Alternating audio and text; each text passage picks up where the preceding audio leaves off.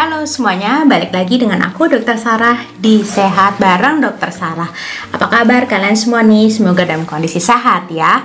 Kali ini aku akan membahas suatu topik mengenai fakta dan mitos dari diabetes. Karena aku yakin kalian banyak mendengar berita ataupun artikel mengenai diabetes. Ada yang benar, tapi ada juga yang salah. Nah, sebelum lanjut kita ke dalam materinya, subscribe dulu ya YouTube channel Roy and Sarah, dan jangan lupa tekan tombol notifikasinya nih supaya kalian gak ketinggalan video edukasi kesehatan seperti ini. Tanpa lama-lama lagi, yuk langsung kita bahas. Dukung channel ini dengan cara klik subscribe dan tekan tombol notifikasinya. Terima kasih. Oke, sekarang kita akan bahas mengenai mitos dan fakta dari diabetes. Tahu nggak sih kalau misalnya seorang itu kalau didiagnosis diabetes, maka ada fungsi organ yang terganggu, yaitu pankreas. Pankreas itu memiliki dua fungsi, yaitu sebagai kelenjar eksokrin yang berperan penting sebagai penghasil enzim-enzim untuk menguraikan protein, yaitu enzim protease, menguraikan lemak, yaitu enzim lipase, dan enzim amilase, menguraikan karbohidrat. Tetapi pankreas itu juga berperan penting untuk menghasilkan hormon. Nah, hormon yang berperan penting dalam diabetes itu adalah hormon insulin. Kalian pasti pernah dengar ya, insulin. Kalau misalnya ada insulin di dalam tubuh kita, maka dia dapat mengikat gula darah sehingga kadar gula darah itu menjadi normal. Sedangkan kalau insulinnya itu rendah, bahkan tidak ada, maka dapat kita bayangkan kadar gula dalam tubuh kita tuh akan meningkat, yang disebut diabetes. Nah, gejala-gejala dari diabetes itu apa aja ya? Namanya trias klasik, yaitu ada 3P, polifagi. Jadi orang tuh berasanya lapar terus. Kemudian polidipsi, orang tuh akan merasa haus terus. Yang ketiga, poliuri. Jadi dia akan sering buang air kecil, bolak-balik ke kamar mandi, ataupun pada saat kalian sudah tertidur, bolak-balik kebangun lagi untuk buang air kecil. Nah, yang kedua ada gejala-gejala tambahan. Misalnya berat badannya turun drastis tanpa sebab yang jelas atau diet yang jelas. Terus yang kemudian ada kesemutan. Terus ada penglihatan yang kabur. Kemudian ada rasa sering gatal di kemaluan. Kemudian ada gangguan kesuburan atau hipotensi pada pria. Kemudian untuk wanita ada juga keputihan ataupun ini luka ya, yang sangat sulit untuk sembuh karena kadar gulanya ya tinggi-tinggi terus. Jadi kalau kalian mengalami gejala-gejala yang sudah aku sebutkan tadi, harus aware ya untuk langsung melakukan pemeriksaan darah. Nah, pemeriksaan darah itu ada pemeriksaan gula darah sewaktu, jadi kalian tidak perlu puasa, bisa langsung tes. Biasanya disediakan di puskesmas ataupun di apotek gitu ya, kalian bisa lakukan pengetesan. Ada yang namanya gula darah puasa. Kalau kalian lebih dari 126, kemudian ada tes yang namanya tes toleransi glukosa oral, atau kalian minum air gula dengan takaran tertentu dan hasilnya menunjukkan lebih dari 200 mg per desiliter, dan lakukan tes yang terakhir yaitu HbA1c untuk mengetahui kadar gula kalian 3 bulan terakhir, dan itu sudah menunjukkan angka di atas 6,5%, kalian fix nih kena diabetes. Baik anak-anak, remaja, dewasa muda, sampai yang lansia, bahkan ibu hamil pun bisa terkena diabetes. Kalau misalnya masuk ke dalam diabetes gestasional, nah itu meningkatkan resiko anaknya pun bisa kena diabetes, atau nanti hamil dan melahirkan anaknya dengan berat badannya yang besar ya, lebih dari 4.000 gram gitu. Kemudian walaupun nih ada ibu-ibu yang waktu hamil menderita diabetes gestasional, kemudian setelah melahirkan normal kembali, tetapi kalau misalnya itu tidak di treatment secara baik, pola hidupnya pun juga berantakan lagi, tidak sehat lagi, ada loh resikonya dalam 5-10 tahun ke depan si ibu ini bisa kena diabetes walaupun tidak lagi hamil. Jadi benar-benar jangan meremehkan yang namanya diabetes. Di luar sana beredar banyak mitos gitu ya. Kita akan bahas satu persatu mitos apa saja sih yang mengenai diabetes. Mitos mitos atau fakta kalau diabetes itu bukan hal yang besar, hal yang remeh, hal yang ya pasti semua orang bisa mengalami lah gitu. Nah, itu adalah suatu mitos dimana tidak hanya di Indonesia tetapi di seluruh dunia itu banyak orang yang menderita diabetes. Jadi tidak hanya 1-2 orang saja, atau tidak hanya para lansia saja yang mengalami, tetapi dari berbagai usia itu bisa mengalami diabetes.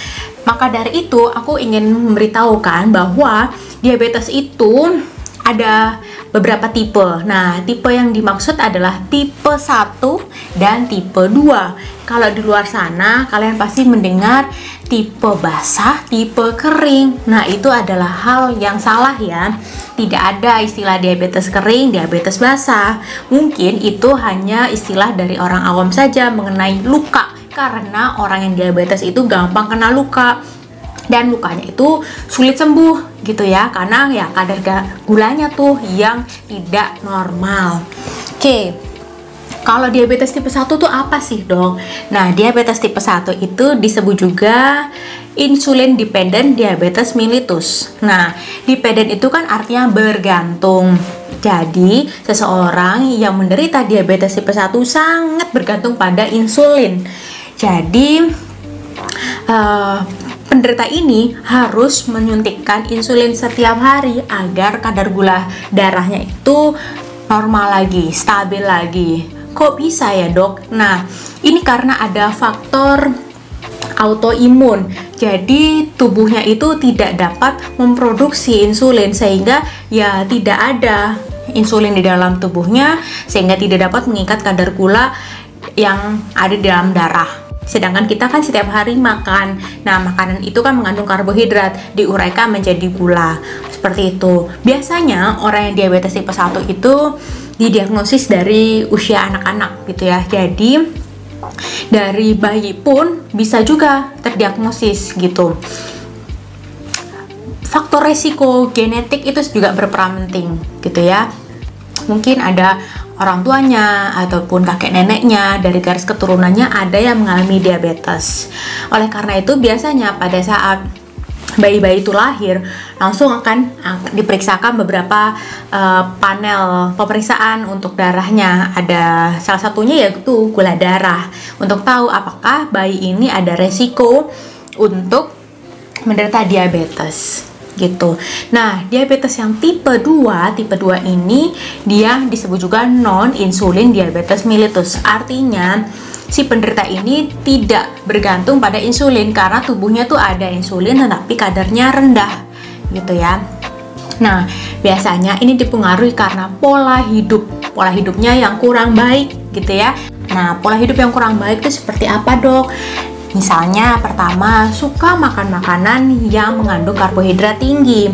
Karbohidrat, langsung terpikir nasi. Padahal makanan ataupun minuman yang mengandung karbohidrat itu banyak. Tidak hanya nasi putih gitu ya, tetapi juga bisa dari roti, mie, pasta, kue-kuean, minuman yang manis gitu ya. Itu semua mengandung gula yang tinggi.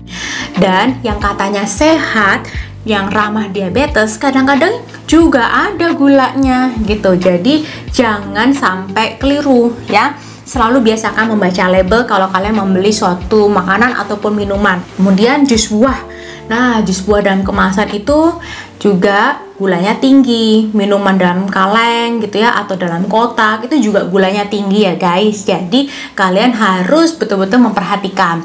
Paling sehat ya air putih. Kemudian juga kalau mau makan buah itu dalam bentuk langsung aja dimakan buah mentahnya gitu, ataupun kalau harus di jus ya jus sendiri, tidak ditambahkan gula ya biar lebih sehat. Dan yang terakhir, mitos atau fakta bahwa penderita diabetes dapat berumur panjang.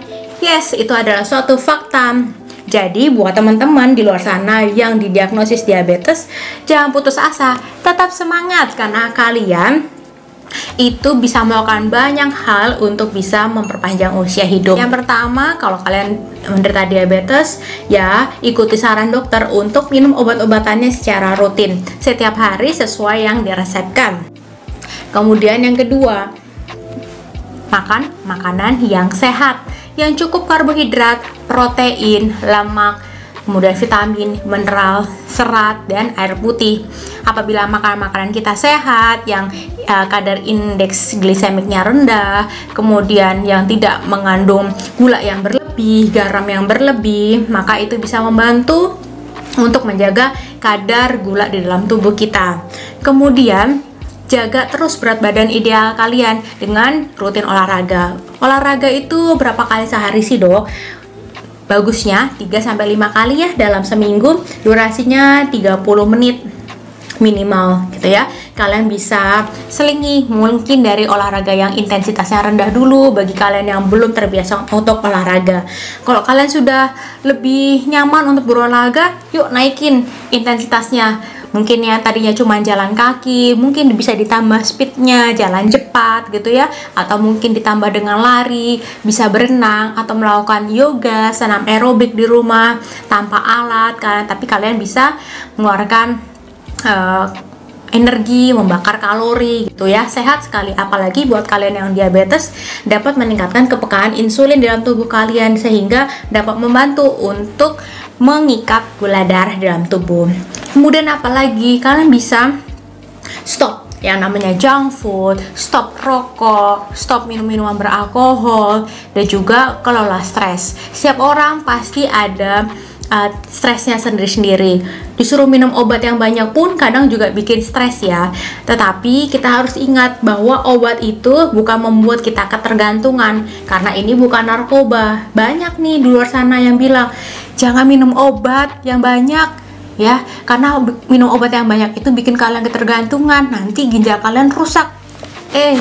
Kalau misalnya kalian kena diabetes, itu bisa komplikasi ke ginjal kalau kadar gulanya itu tidak diatur dengan baik ya. Ada yang namanya nefropati diabetik. Ada juga nih komplikasinya, bisa kena ke mata, bisa kena ke saraf, bisa memperparah nih tekanan darah kalian naik terus, bisa kena sakit jantung gitu ya.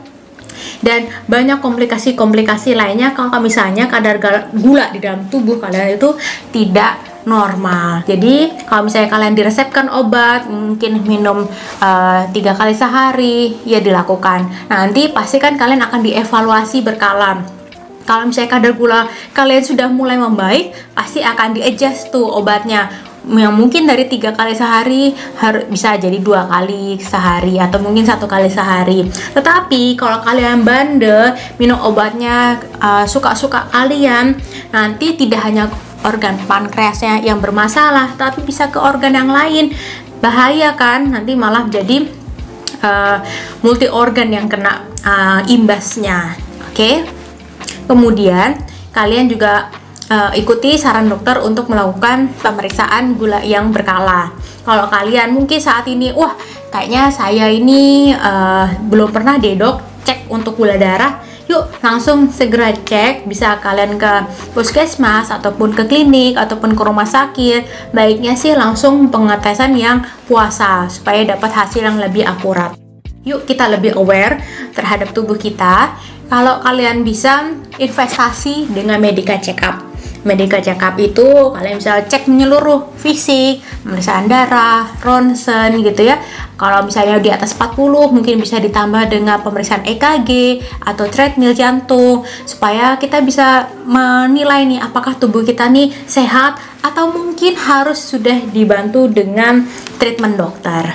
Oke, tetap semangat semuanya. Jaga terus kesehatan kalian, tetap happy dan stay safe ya. Oke, semua segitu dulu pembahasan kita mengenai mitos ataupun fakta dari diabetes.